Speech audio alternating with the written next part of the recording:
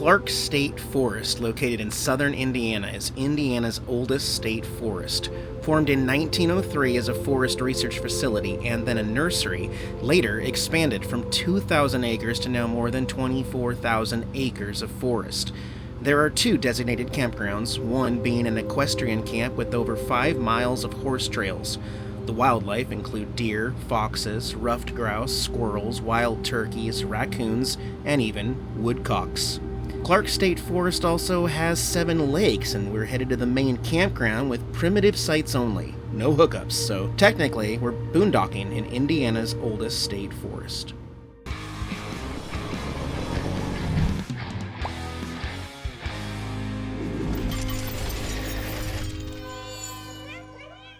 Good morning, everyone. Eric here from Nomadic Fanatic. Hope you guys are doing well. I will be uploading this video with some connected internet, so check out the video description below for unlimited high-speed internet. It was kind of one of the things we had to make sure worked out here, and we got lucky. We do have internet. We have satellite TV available. We are new to state forest camping in Indiana, so we're just kind of figuring things out as we go. Every state's a little different. We are here alone in the forest, except for the actual camp hosts in a big RV over there. We actually parked as far away from them as possible in the main loop.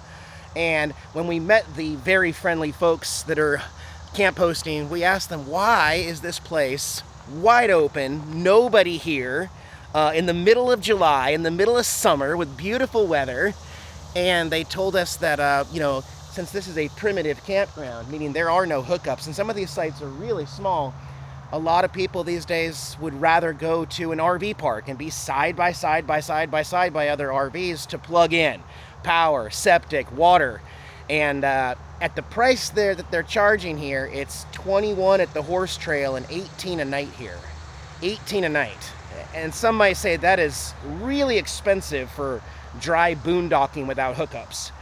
But to Diane and I's, we actually like it, we prefer it, because as I roll around here, I want you to see how much room we have in our site. We have the entire corner loop, and we asked them specifically, okay, so we got 2 RVs that are gonna be dry camping, my trailer, my motorcycle, and there are 2 of us, and they said, that's fine. If you guys can fit on one site, you just pay for one site. Now, you wouldn't get that at an RV park. You're gonna have to pay for both sites. So cicadas, I don't know what that squeaky bird is. It's probably a woodpecker or something.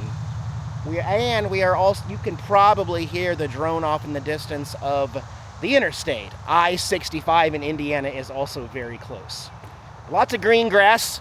Last night, overnight, it rained heavy here. The grass is still very wet, but the rock driveway is now drying out as it warms up. But we did get quite a bit of rain last night. Today it looks like we are okay until about 4 or 5 p.m. and then the rains return. So we're parked on the grass, mostly level. I do have the Bigfoot slide out just for a little more room because we are spending 3 nights here. We prepaid $54 for 3 nights to be able to just kind of stay here and enjoy the forest. We have 2 picnic tables between our rigs. I've already taken Black Betty out because there goes one of our umbrellas. You don't pay here. You have to pay down the road. And again, I feel like every state you go to with their camping, whether it's DNR or forest or state or federal, it's always a little different. This one, they don't allow you to pay here, and you cannot pay the camp host directly. You have to take your envelope back up the road. So it's all good. We got some shade. We've got lots of grass, we've got lots of forest, there's trails, we need to go find the lakes. And right now, Diana's making breakfast in the Bigfoot. So Diana's cooking breakfast and she's filming for her channel on Rumble, Diana's Road Life. I'm gonna go dump the garbage, I'll be back. Oh, okay. Yeah, little breakfast soft burritos with refried beans and scrambled eggs. Thank you, Diana, she's coming out, but she's putting some extra decorations on hers. And then tomorrow, I'm gonna cook the bacon, do hash browns, we'll do a bigger breakfast. I'm going to bring the grill out today, too. We got some steaks. Top sirloin or ribeye steaks. I'm going to do steaks out here for lunch today. Got to go find some of these lakes, though, too. That's really good. That's really good, Diana. Thank you. You're welcome, honey. It's really good.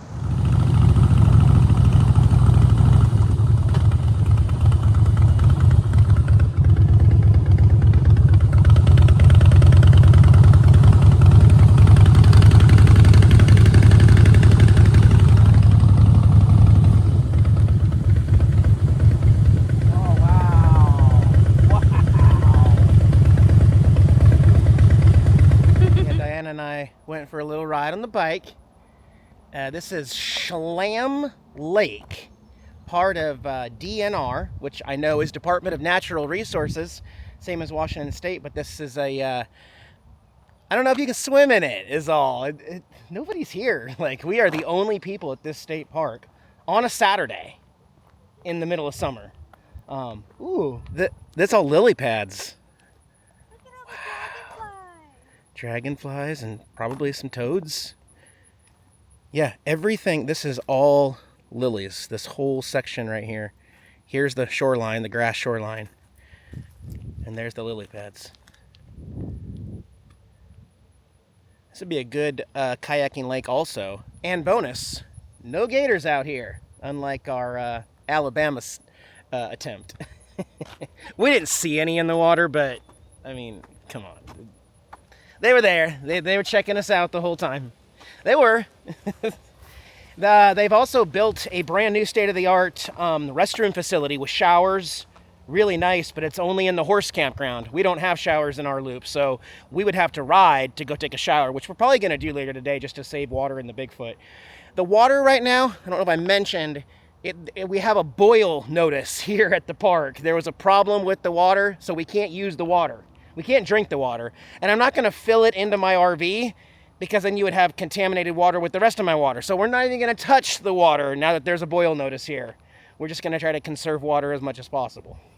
As I mentioned in my intro, this was the first state forest established in 1903. There's a pretty old building here, don't know if it's original, but the Civilian Conservation Corps and the First State Tree Nursery.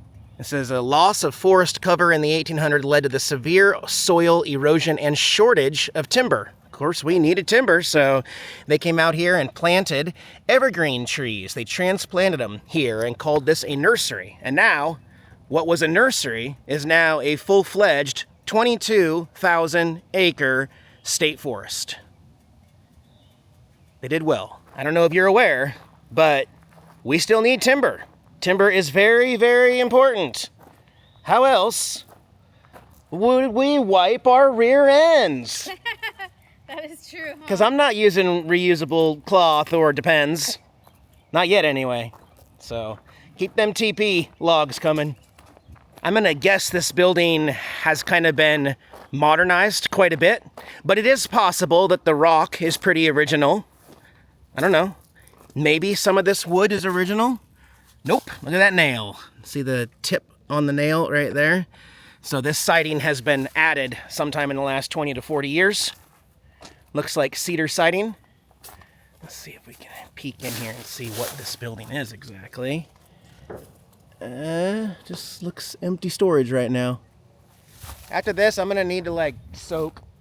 We're gonna use that outdoor shower quite a bit. Yes. And I haven't used it once since I got this Bigfoot, but we're using it now. So, I mean, it is a lifesaver.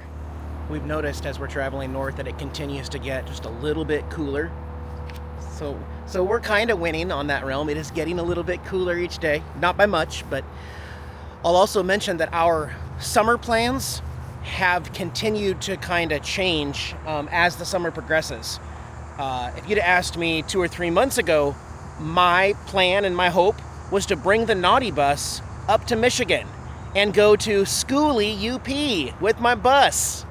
However, we now know that the bus has a lot of problems that still need to be addressed before it's roadworthy and to keep the AC and refrigerator going and from overheating and all that. So we ended up changing our plans again, thinking that we were going to go all the way back to the Pacific Northwest. I was going to go visit my family there after the passing of my stepmom, to be with my dad and my family for the reunion and a memorial for my stepmom. However, it's too much. It costs too much. It's going to take too long to get there. We weren't going to make it, and it's just too far away to move all these rigs. So still, the shortest, easiest way to get cool from southern Mississippi was to go straight north, like we're doing, to Michigan. Ironically, I just got some information from some friends about Schooly UP, and in case you thought that you could afford it, we were shocked to hear that they are now charging $400 per rig. Not per person, per rig. So for me and Diana to go to Schoolie UP and boondock with nothing, side by side by other buses and rigs, it would cost us $800, guys. I don't know what's going on with the Schoolie community and their events and stuff like that, but I don't need it. It's not worth it. It's ridiculous to ask that much from people that are trying to save money by getting a Schoolie, and there's actually people going. It baffles me. It's not for me, so I'm just gonna skip it. But ironically, we are gonna be probably in the area of Schoolie UP by the time we get up there, and just not attending. We'll be doing our own thing for free $99 instead. That's our plan. But yeah, things have changed a lot. Diana's getting some shade from that tree. I'm getting 1,300 watts of solar, plus running the generator to get my batteries back up to 100% by 4 p.m. while running the air conditioning. And Diana's in the back bedroom editing video with AC, and we like it. Hopefully soon, like within the next week, we're done with the rooftop air conditioner for the rest of the summer. That is my hope. I know it's not going to be as cool and nice as Ocean Shores, Washington in July and August, where you guys remember last year, we never hit 70 degrees once. Never even hit 70 in the summer. It's not going to be like that, but I think it's going to be more comfortable in the 80s and then cool off a lot at night. And we won't need the generator. We won't need the air conditioner. That's my hope. But we're used to plans changing, so we'll see when we get there, okay? Also, and I apologize for the sound of the generator, just we're gonna have to get used to it because it's an absolute necessity for both of us right now. But I've been towing Trailer Swift, my 6x12 trailer, behind my motorhome, my bus, my last motorhome, I think even the motorhome before that, with my Harley in here. And I wanna talk about how great and wonderful this is compared to a towed car, because I have towed a couple different cars, one being the smart car. This is great because I get to enjoy riding my motorcycle, and I have a safe, secure place to store my motorcycle when it rains and to keep it out of the dirt and dust when we go off-road. But that's not really the main benefit. The main benefit for me of having the trailer versus a tow car is the other stuff that I get to bring with me. The extra propane tanks that go here, the tables, the barbecue grill, my power stations, extra kitty litter, beer and soda. I've got crates up there. We've got gas cans. My generator that's going right now stores right there in that block. And I always just change the blocks. I screw these blocks down to hold whatever cargo I feel like for that system. And then up front, got our fully functioning self-contained power in here with a 300 amp hour lithium battery, a 2,000 watt, 4,000 peak pure sine wave inverter, a Victron charge controller, and up on the roof, 750 watts of solar, extra solar on the roof. Now, it goes without saying that all the stuff in this trailer you're not putting in the back seat or trunk of your towed car that you tow. Now, there are obviously some other limitations to only having a motorcycle with two people. That means if Diana wants to go anywhere, she either does have to take her bus everywhere or she has to ride with me. But I think that sacrifice is worth it. I've gotten really used to this setup. I'm not gonna call it super unique. I'm not saying I'm the only one who travels and lives in an RV full time and only has a motorcycle in a trailer behind. I'm sure people do that, but nobody talks about those benefits. And I think the benefits really are that you get to carry so much more cargo with you, so much more toys and stuff that you wouldn't normally be able to have. So that's cool. All right, we're gonna season our ribeye steaks. That one's mine, that one's Diana's. Also, instead of boiling water and making the RV hotter, I picked up this market side Walmart mashed potatoes ready to go in 5 minutes in the microwave to keep the heat from getting too crazy in here.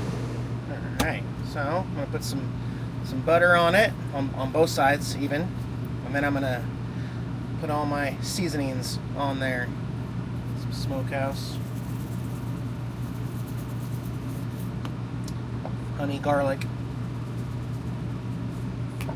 even some garlic salt, and some minced onion. I don't like real onions, but I like minced onion, like fake onion.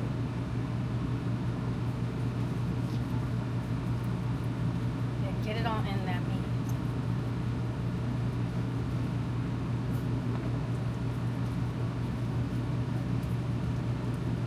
Yeah. Nice. Good job. Get the other side. All right, steaks are on, grill's hot. Diana's gonna grab them and plop them on there. All right. That one's mine on top.